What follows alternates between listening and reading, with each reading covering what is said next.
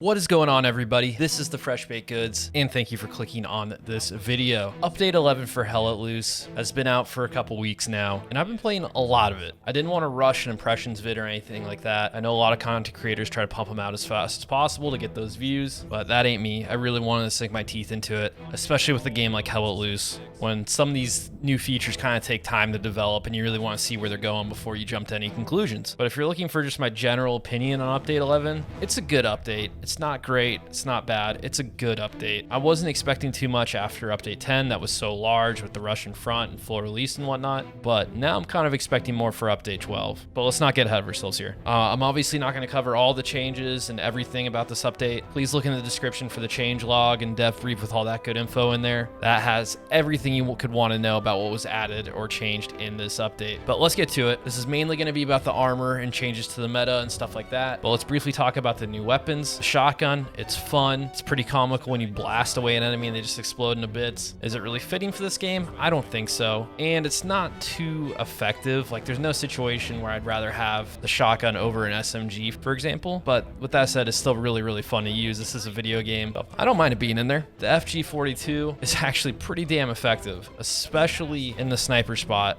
when you're moving through some areas that might have close quarters, so you're not fully dependent on the Kar 98. You can kind of rotate through those roles. I will say the zeroing is off with the scope, so they need to fix that. And it's just a solid gun to tap fire when you're the auto rifleman. But that's all I'm going to talk about those guns. I want to talk about armor and some other stuff. I mean, this is pretty much a Hell Let Loose tank channel at this point. So they did add a bunch of new sound effects for tanks, most notably when you're damaged, which is pretty cool. It's really, really subtle, but it adds a sense of immersion, especially when your tracks are taken out and you just hear these grinding and creaking noises as your tank is crawling along. It's pretty freaking cool, and something little that I just appreciate being added to the game. So one of the bigger additions to the update was the Panzer IV. This will be the medium tank for the Germans, and this tank definitely has its pros and cons. The mobility on it is freaking awesome. This tank is really, really fun to drive, and it makes it easy to get around the map. No problem at all. And this lets you get behind enemy tanks very easily, especially on those open maps like Foy. In the future, I hope this kind of mobility is brought to the medium Sherman, because the medium Sherman saw no love this update. That tank still drives like butts, but the Panzer IV mobility is just simply fun. They made this tank very, very fun to drive, so I'm pretty pumped on that. But it is one giant hitbox. When you're facing against other tanks, you're gonna get penned pretty much from any angle, from any side.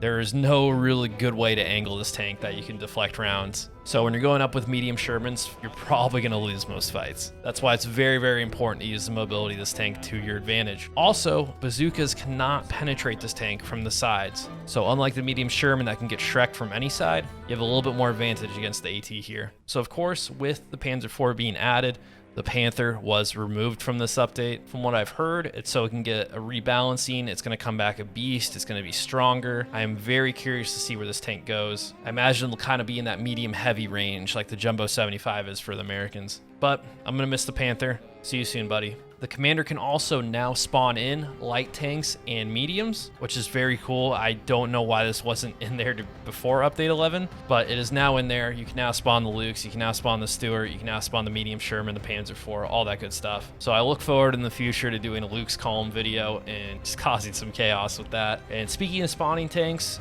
the fuel cost for heavy tanks was increased to 600 for a Tiger or a Jumbo 76.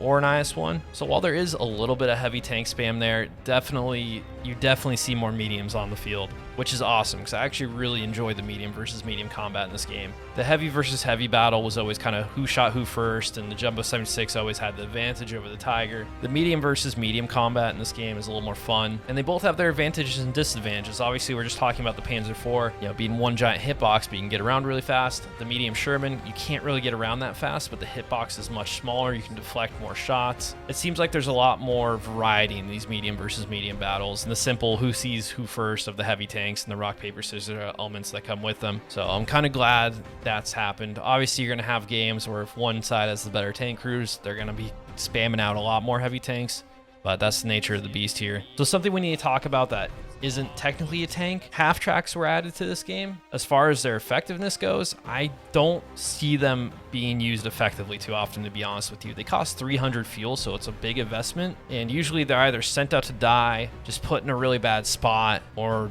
people just generally don't know how to use them. You're gonna see like a lower level rifleman get in and drive it off, or just drive it directly onto the point and lose it. So far, I don't know. The verdict's still out on these guys for me. I feel like it's just not worth the fuel, and it's just much easier to build red zone garrisons and put that fuel elsewhere. So while we're on the topic of fuel, in Update 11, it is so freaking important to keep tanks alive and to really, really manage your resources. I've been so many games now where tank crews are just losing tanks, commanders are just spamming half tracks, and you'll be sitting in that HQ waiting for an auto spawn, waiting for 5 minutes for fuel to increase, hoping that a half track doesn't get lost.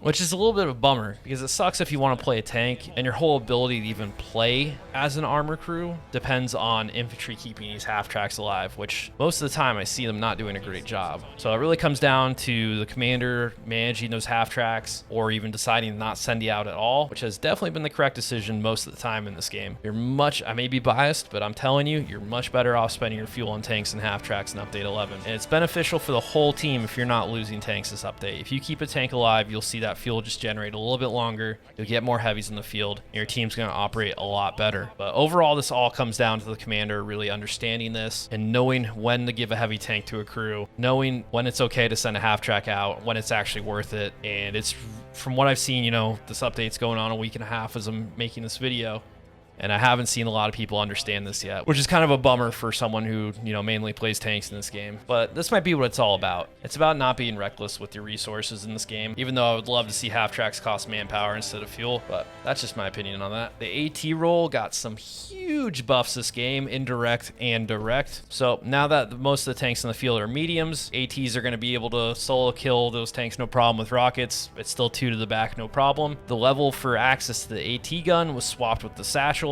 and with that, the AT gun got some huge buffs. Obviously, everyone's talking about how it can pen heavies from the front now in 2 shots, but the AT, no one seems to know the AT gun was actually very good in Update 10, and now it's just gotten more powerful. Obviously, it can penetrate heavies, but it also now comes with the ability for you to rebuild it anywhere.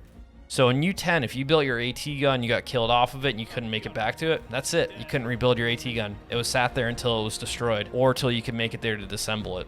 That's not the case anymore. With 50 supplies, you basically have a pocket heavy tank. And if your squad can manage this and roll swap, you can get a whole slew of AT guns up just between the 6 of you, and you can fuck some tanks up. And this is honestly very easy to abuse, not only because of the ability to reposition it so fast, but also because there's only a 4-second reload time in there. So you're able to plop these things down directly in front of a tank's face, and you can get 2 shots off before it can even turn and get you. So my feelings about the AT gun being unbalanced is just one of these things needs to change. That's fine if you want to let it penetrate heavies, but it should cost more to build. 50 supplies for the cannon of a heavy tank with a 4-second reload time, that's just not balanced. A heavy tank costs 600 fuel and has a 5-minute cooldown. Whereas an AT gun, you can get blown off of it by an AP shell. It'll blow up the gun, it won't kill you, and you can instantly rebuild it if you have 50 supplies behind you. That's what makes the AT gun unbalanced currently. So it just needs some sort of risk-reward factor there. If they kept the U10 standard of if you built it and you died off of it and that was it, then maybe people would be a little more careful about it, and it would have, right now it's meaningless if you lose an AT gun.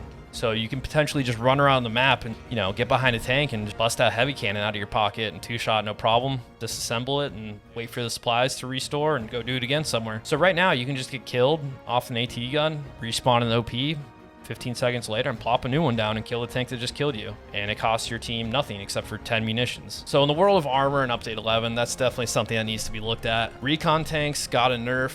Their damage was halved, which I am completely fine with. I'm actually very happy about this. I know on this channel you see me abusing that in the past, and to be honest with you, I am so fucking glad this is nerfed. Recon tanks should be used for actual recon. They shouldn't be used for destroying tanks. They should be used for snapping pictures, destroying garrisons, engaging infantry, not pulling up behind a tank and blowing it up because it just can't turn around in time. And that's not to say you still can't do that. The Puma is still going to be very effective against the medium Sherman, and both the Greyhound and Puma are still going to be very effective against either solos or duos. So you can still abuse this if you want, you just have to be better at it. So get good. And one last thing I did want to touch on before I sign off is the performance that came in Update 11. I haven't experienced any crashes or anything like that, but I've seen a lot of people, I've been playing with a lot of people that have had their game crash a lot more often now. The only bad performance issues I've been having is on Carentan. I don't know what happened, what changed, but now all of a sudden that map, I'm lucky if I'm getting 30 to 40 frames on it. So I'll probably be avoiding that map until Update 12 or a patch comes out or something.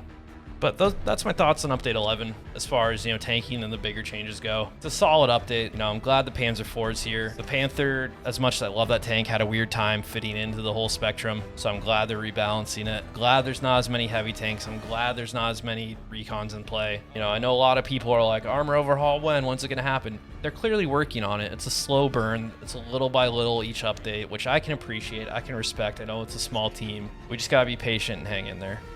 Obviously, I missed some stuff. Like I said, please check the full dev brief and changelog for all the changes if you have not already. But bottom line is this: I'm still having a great time in Hell Let Loose. Let me know your thoughts on Update 11 in the comments down below.